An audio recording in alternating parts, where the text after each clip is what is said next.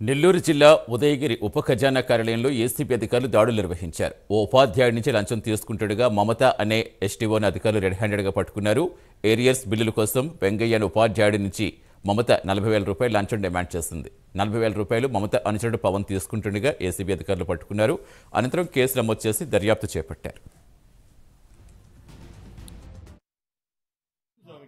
మాకు వచ్చిన కంప్లైంట్ మేరకు ఈరోజు ఉదయగిరి సబ్ ట్రెజరీ ఆఫీస్లో రైడ్ చేయడం జరిగిందండి. మా యొక్క కంప్లైంట్ యొక్క బిల్ ప్రాసెస్ చేయడానికి సబ్ ట్రెజరీ ఆఫీస్ ఉదయగిరి వాళ్ళు ఎస్టీఓ గారు 40,000 లంచం అడిగిండగా అతను ఆమె సూచనల మేరకు ఒక అనాథరైజ్డ్ ఇక్కడ పనిచేస్తున్న పవన్ అనే అతనికి ఇవ్వమన్నారు.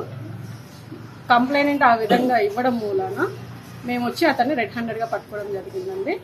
At the same time STO గారిని కూడా కస్టడీలోకి తీసుకోవడం జరిగిందండి. ఇది ఇన్వెస్టిగేషన్లో జరుగుతుంది. ఫైన్స్